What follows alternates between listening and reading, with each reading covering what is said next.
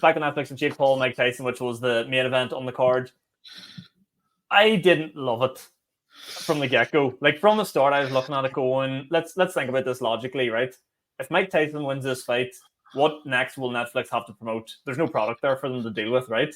Yes. But if Jake Paul wins this fight, Netflix can string another 2-3 deal out of this, get more fights on, more pay-per-views, more sales, more people on it. So in my head, I was like, what? Regardless of the age of Mike Tyson and the shape of like a man near 60, this doesn't make any sense for him to win, and it doesn't make sense even if Mike Tyson can win. It makes no sense for him to want to win this. So I think what happened was he just got the bag, and he was like, "We'll coast this out." And Jake Paul said, "Let's coast this out." And it very much looked like in the ring, the two of them went, "Let's make sure I win, but let's make sure no one gets hurt." Yes, and you know what? You sort of have to, in some ways, respect Jake Paul for that to an extent. Yeah. Do I think I thought the fight was going to be rigged from day one anyway? It was a money making mission for Mike Tyson, Jake Paul. And you know what is, you can, whether you hate Jake Paul or whether you love him, you have to respect his ability to generate an audience, to generate something that everybody talks about. It doesn't matter whether you hate him, you're still talking about him. And I think the fight went exactly how I thought it was going to go. I thought that Mike Tyson would every so often throw a punch that would excite the crowd and go, "Oh my God, he's going to knock him out."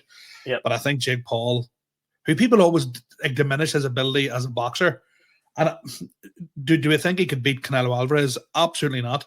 Do I think he would beat Conor McGregor? Yeah, I do. I think he beats most UFC fighters in a boxing match. Yeah, probably. Yeah.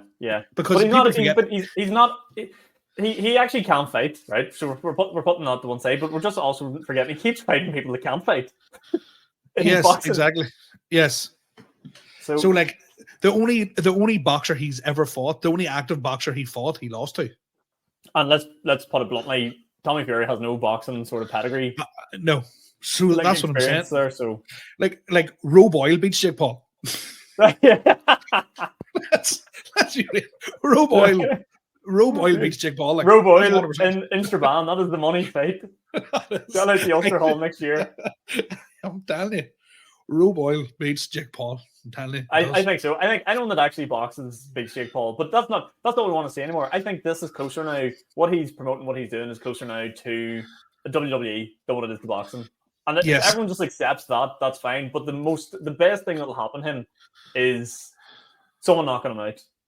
Because that'll be the end of it all. That'll be all the fucking faff stopped about it. Everyone will get what they want because everyone's tuning in to see a knockout.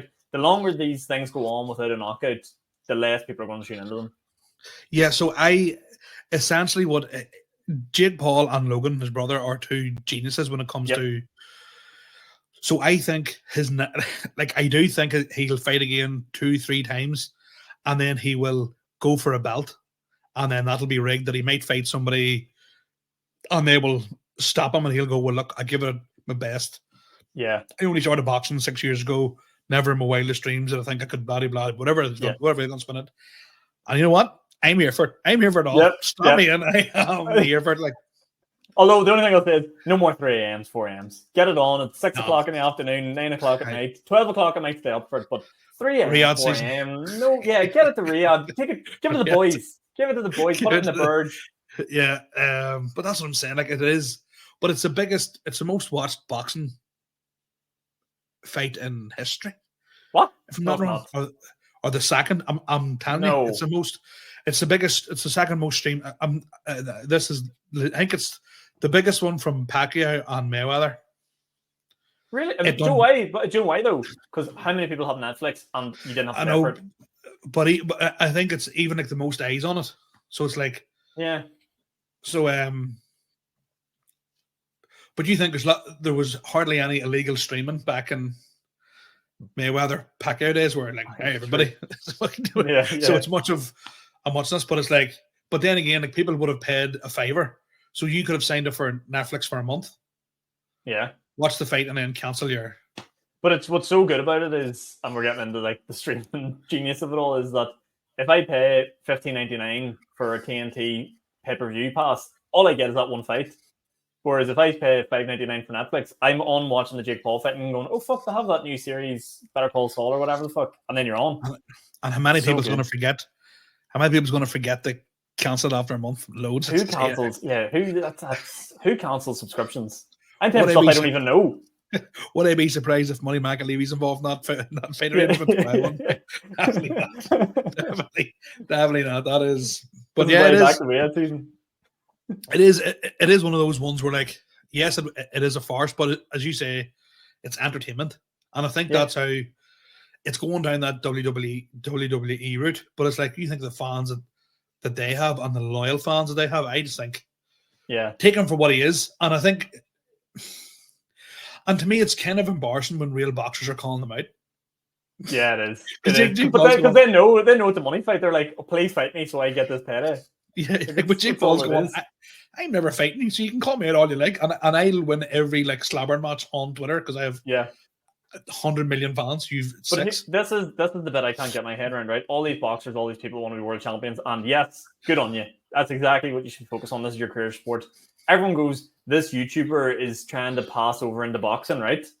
And he's done a pretty good job of it so far. How many boxers have moved from boxing to YouTube? None. Not one. So everyone's going, oh, you're trying to jump into... If you're a boxer and you have to be looking at this going, why am I not getting into the YouTube world? This is where I've already got this fucking unbelievable skill. Why don't I go into the YouTube world? I get someone to follow me around with a camera, have 2% of a personality, and everyone's going to tune into my fights. I'm going to become the boxer YouTuber, which is exactly what Jake Paul's building. I'm going to suggest that to shout out my friend John McLaughlin made his professional MMA debut today. Right. Absolutely annihilated your man. It was. I'll send you a video. Like he literally said this the other night. He's like, soon as I'm told to fight, I'm running straight at you guy. I'm just going to kick him right in the face, and that's exactly what he did.